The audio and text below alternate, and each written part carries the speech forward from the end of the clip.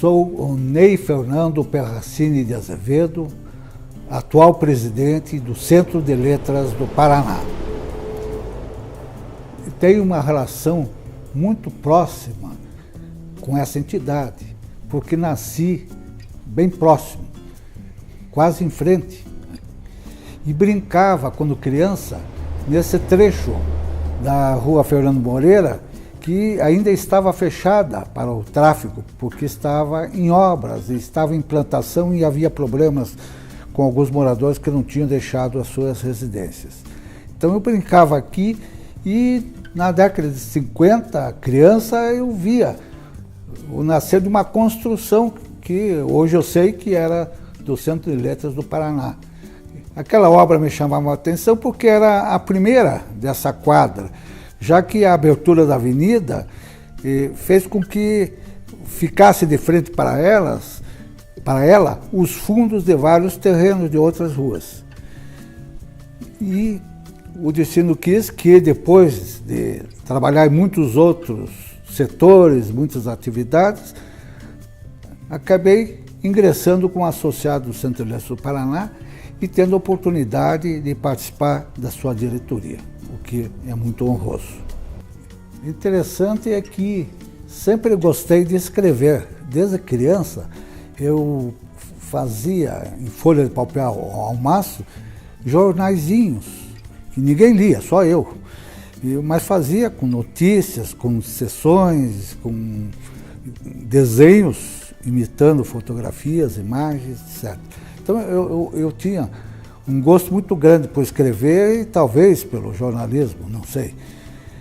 Mas com o desenvolver dos meus estudos, eu acabei tendo que decidir qual carreira seguir. Houve um momento na minha vida em que eu refleti muito se eu seria escritor ou seria engenheiro. E cheguei à conclusão que eu seguiria engenharia porque escrever era um dom que eu tinha dentro de mim e que eu continuaria escrevendo, fosse qual fosse a profissão que eu escolhesse. Então, independente de ter escolhido a engenharia, eu continuaria escrevendo. E foi isso que aconteceu. Segui pela engenharia, me formei pela Universidade Federal do Paraná em 1965 e a partir dali tive uma carreira na área de engenharia.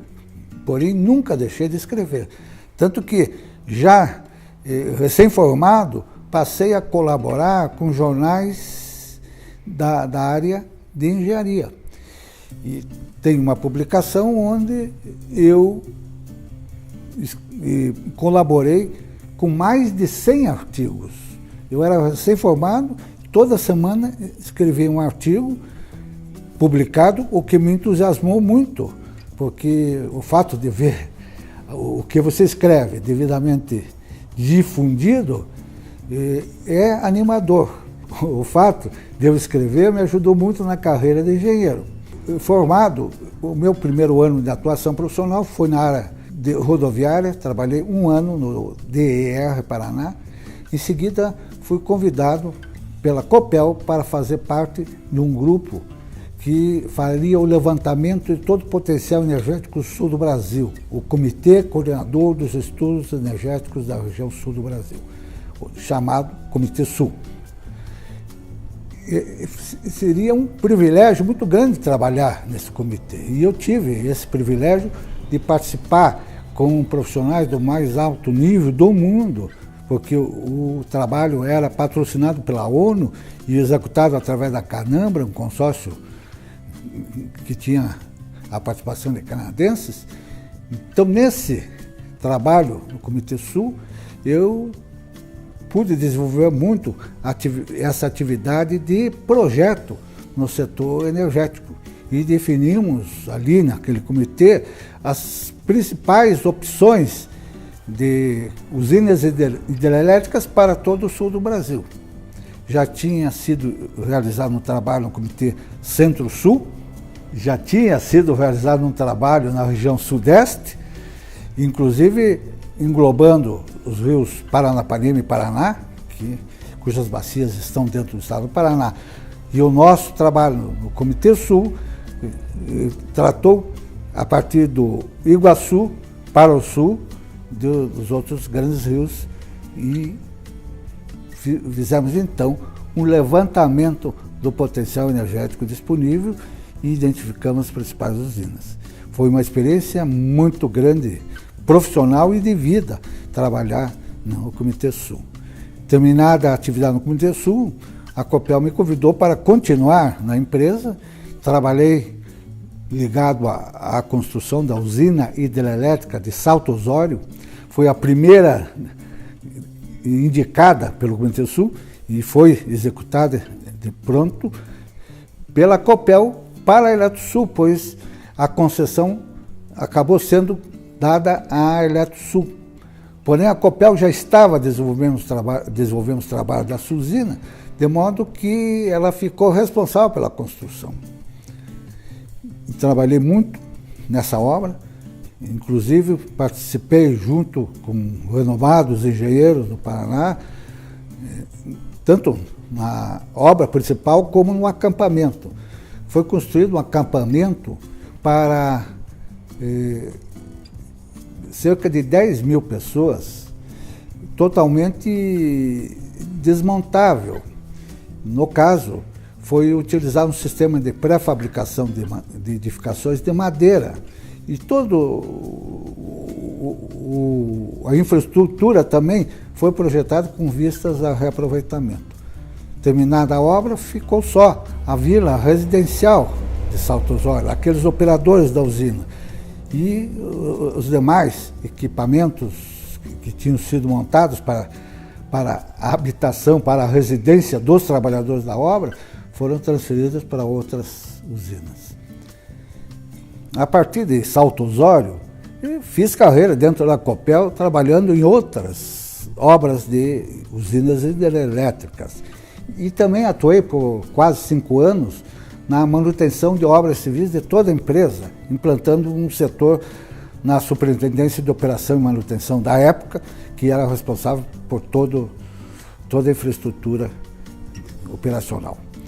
Além dessa atividade na Copel, eu também tive uma atividade acadêmica, fiz uma carreira acadêmica. Fui professor da AFAI, Faculdade Católica de Administração e Economia, por 7 anos, e fui professor na Universidade Federal do Paraná por 30 anos. Me aposentei na UFPR. Era professor de estatística e de qualidade, em várias disciplinas dessas áreas. Paralelamente, eu escrevia artigos para jornais e inclusive, meu primeiro livro foi sobre uma obra, sobre o sistema de pré-fabricação de edificações de madeira no acampamento de Salto Osório. Elaboramos esse livro em coautoria com o saudoso engenheiro Pedro Ludovico de Meterco. E o outro trabalho, outro pequeno livro, foi sobre teoria das filas, que eu elaborei em função das disciplinas que eu ministrava na Universidade Federal do Paraná. Então, não tem quase nada de literatura em pré-fabricação de edificações de madeira e muito menos em processo de poação e teoria das filas. Mas era a maneira que eu encontrava de escrever e de produzir alguns livros. Paralelamente, eu tive atuação em entidades, em várias entidades. No Instituto de Engenharia do Paraná, por exemplo, fiz carreira, fui diretor cultural, primeiro secretário, primeiro vice-presidente e presidente em 3 gestões, de 1987 a 1993. Hoje ainda sou membro do Conselho Consultivo do Instituto de Engenharia do Paraná. Na Associação Brasileira de Engenheiros Civis, a BENC, também fiz uma carreira longa.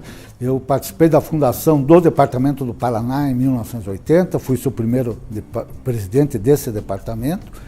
Em seguida, fiquei 6 anos na presidência nacional da BENC e depois de 12 anos de ter saído, fui novamente chamado e fiquei mais 6 anos na presidência nacional da BENC, onde tive a oportunidade de organizar vários congressos brasileiros de engenheiros civis e tive a oportunidade também de realizar um intenso trabalho, um desafio muito grande de implantar departamentos nos estados que ainda não tinham esses departamentos. A ABENC me proporcionou a oportunidade de elaborar um interessante livro. Eu fiz toda a pesquisa e o texto do livro chamado Memória da ABENC, lançado em 2012.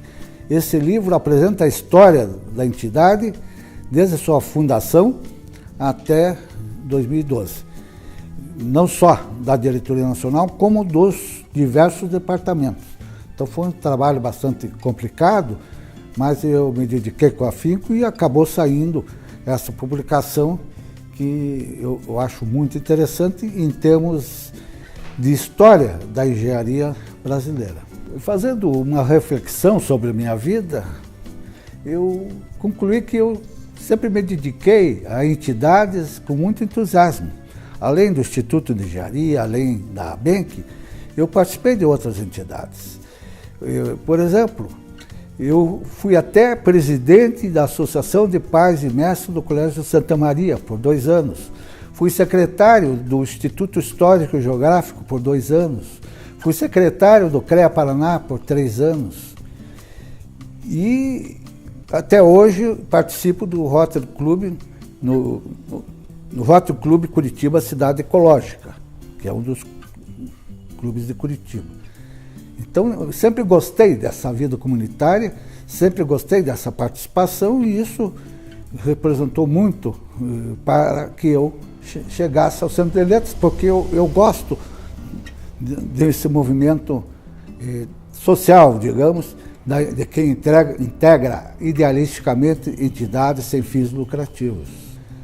Além desses livros que eu citei, eu participei como coordenador editorial de um livro para um amigo, Adelino Alves da Silva, que hoje está com 101 anos de idade, que aos 88 anos fez um relato sobre a sua biografia. E eu tive a oportunidade de ajudá-lo a escrever o livro e a publicá-lo. Mais ainda, gostando de escrever, fui convidado para participar da fundação da Associação Brasileira de Engenheiros Escritores. Essa entidade, a ABRAE, foi fundada em Pernambuco. E eu integro a diretoria nacional. A ABRAE nacional já fez 4 edições de coletâneas. Essas coletâneas contam com a colaboração, a participação de engenheiros, escritores de todo o Brasil. São dezenas de escritores de todo o Brasil. Na primeira coletânea eu era o único do Sul. E hoje já nós conseguimos integrar mais um grande número de companheiros do Sul do Brasil que gostam de escrever e que escrevem ou poesia, ou crônica, ou conto, enfim, gostam de escrever e produzem textos. Essas 4 coletâneas foram editadas lá em Pernambuco e serviram de exemplo para nós do Paraná. Formamos a Regional Paraná da Associação Brasileira de Engenheiros Escritores. A Regional Paraná, da ABRAE, foi fundada no Centro de Letras do Paraná e congrega dezenas de engenheiros paranaenses que gostam de escrever. No ano de 2015, lançamos uma coletânea com esses paranaenses. Eu esperava 5, 6 participantes no livro, qual não foi minha surpresa ao constatar que muitos engenheiros escrevem. E muitos engenheiros tinham nas suas gavetas trabalhos diversos, inclusive de poesia e de contos, etc. Conseguimos nesse livro, denominado de Safira Paranaense, conseguimos a participação de 36 autores. Realmente é um número que me surpreendeu, porque não esperava que tantos engenheiros do nosso estado gostassem de escrever e tivessem trabalhos para publicá-los.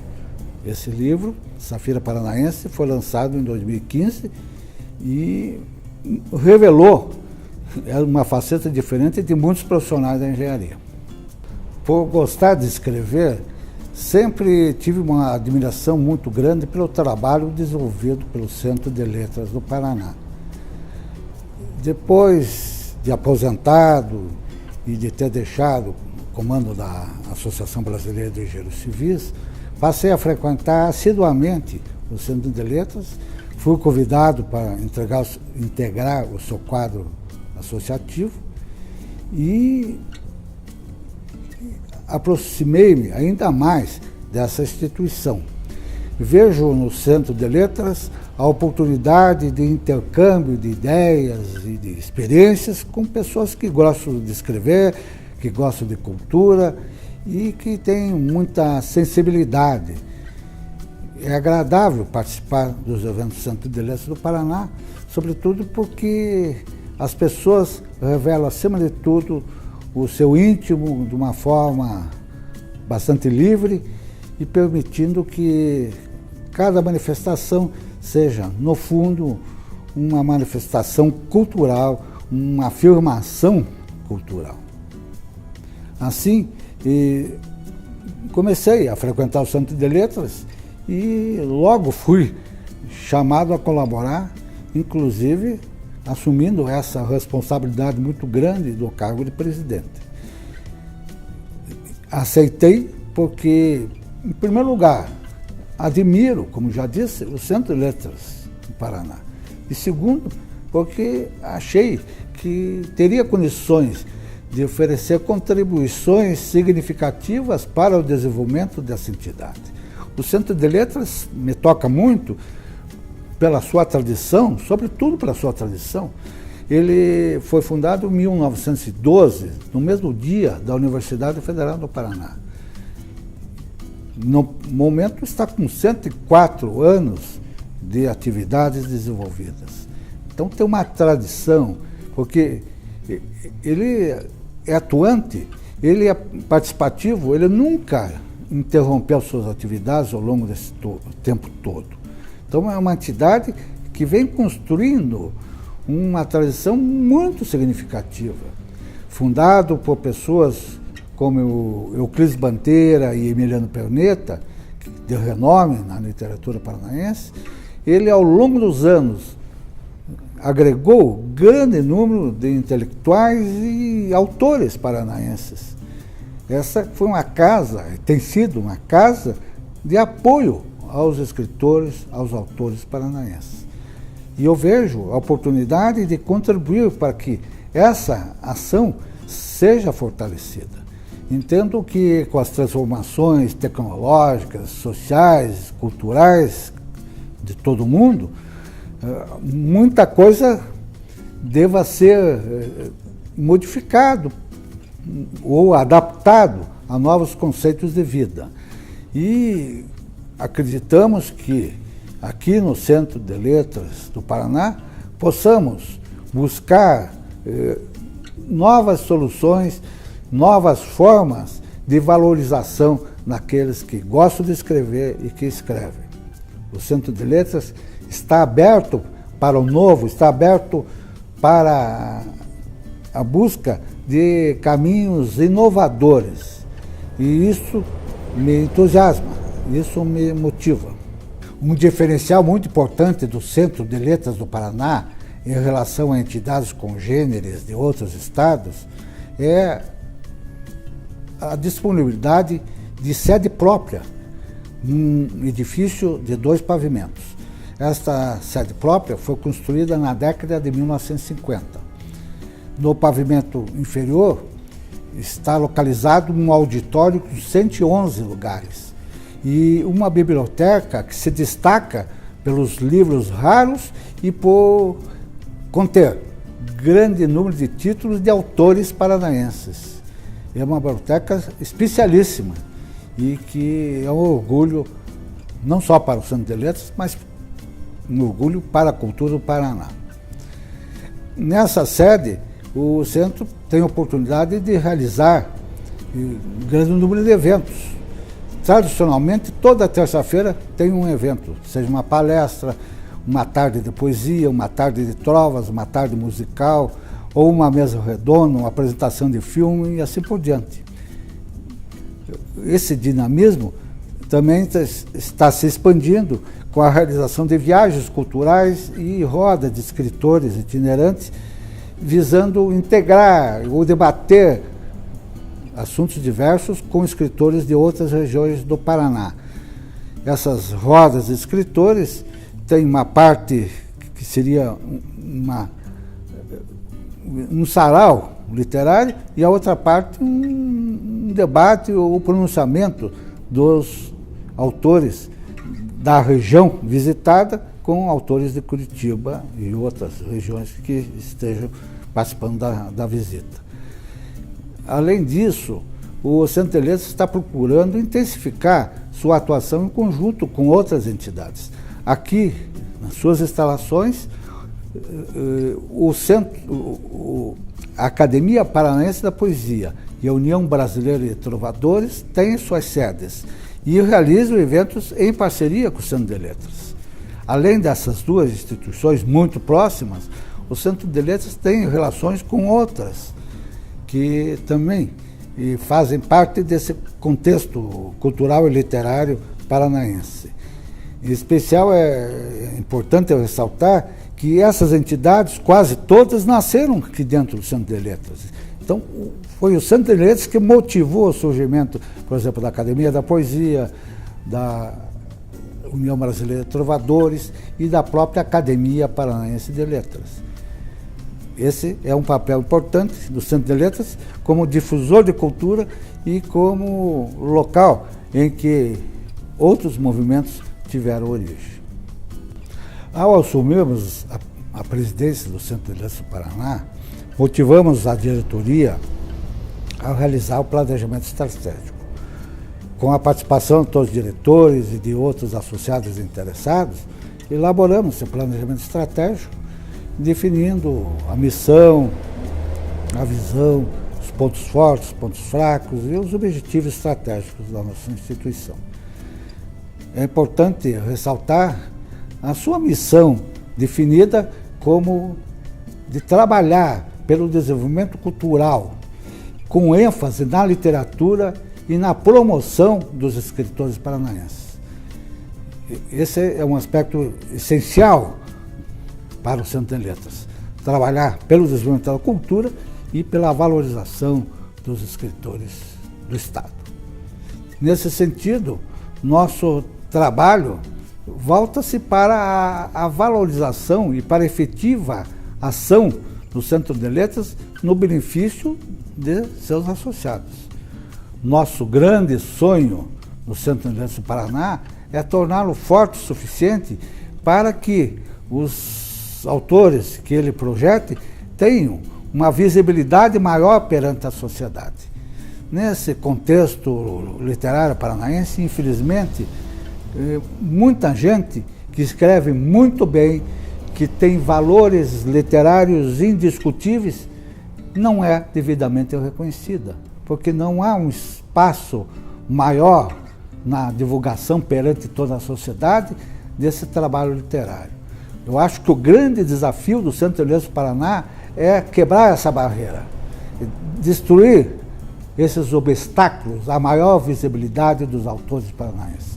Se nós conseguirmos isso, teremos conseguido um grande feito, seja no fortalecimento do Centro de Letras do Paraná, seja na valorização de todos os autores paranaenses. Tivemos a oportunidade de realizar um trabalho durante um ano num colégio estadual com 3 turmas de 6º ano em poesia.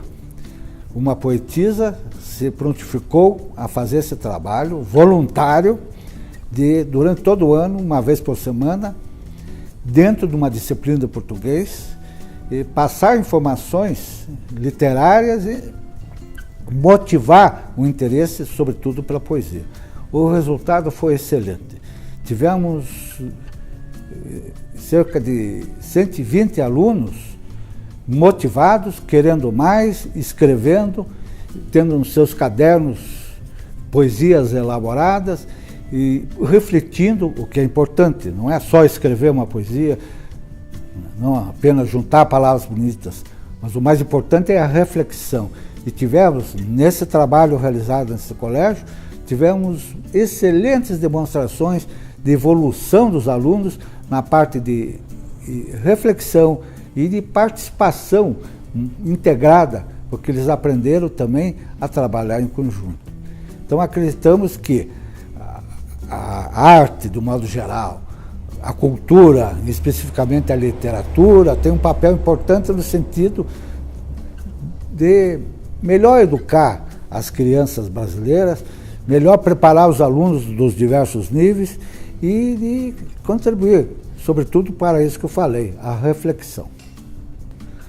Apesar de todas as experiências vividas, de todo o trabalho já realizado, seja profissionalmente ou como colaborador de entidades sem fins lucrativos, eu ainda me motivo a participar de movimentos pela divulgação da cultura, enfim, de todos os movimentos que contribuem para o bem. Por quê? Porque a motivação encontra no interior da gente. A motivação faz parte da personalidade da pessoa, porque a motivação está no relacionamento com as outras pessoas, seja no âmbito familiar, eu tenho filhos, netos, desejo um futuro bom para eles, seja no relacionamento com os amigos, com a sociedade. A gente não quer um país em má situação, a gente não quer um Estado passando dificuldades, a gente não quer uma cidade repleta de problemas. Pelo contrário, a gente quer uma cidade bem organizada, um Estado que esteja no caminho do sucesso e um país onde seja bom viver. Então, a gente não perde esse entusiasmo. E eu, com toda a experiência que tenho, continuo com entusiasmo dos primeiros dias a lutar pelos meus ideais, que mais do que ideais próprios, são ideais da coletividade que eu participo. No caso do Centro de Letras do Paraná, são ideais valiosos, são ideais que devem ser perseguidos com entusiasmo, porque eles têm uma importância significativa em termos de cultura para o Estado do Paraná.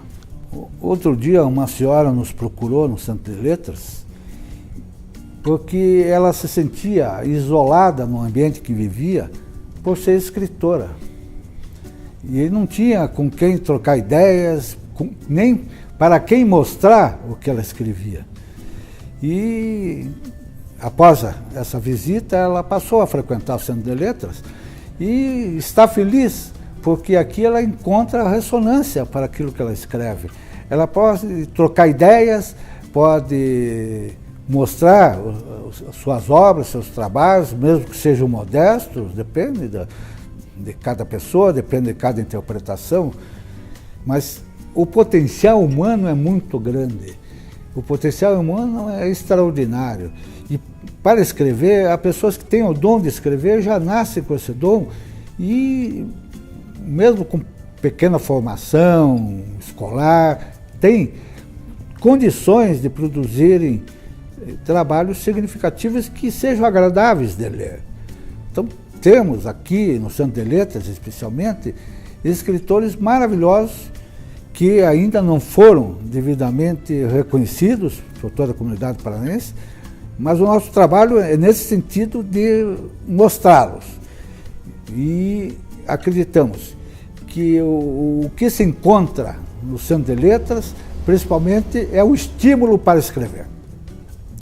Quem escreve, escreve por vontade própria, que tem aquilo dentro de si e põe para fora esse gosto por escrever. Mas é preciso que haja um estímulo para que esse trabalho não fique engavetado, que não fique escondido, para que esse trabalho seja mostrado e para que a própria pessoa possa se desenvolver melhor para produzir melhor. E essa é a função do Centro de Letras. Acredito que aquelas pessoas que gostem de escrever encontrem no Centro de Letras do Paraná um ambiente propício para o desenvolvimento de suas habilidades e para a divulgação das suas obras.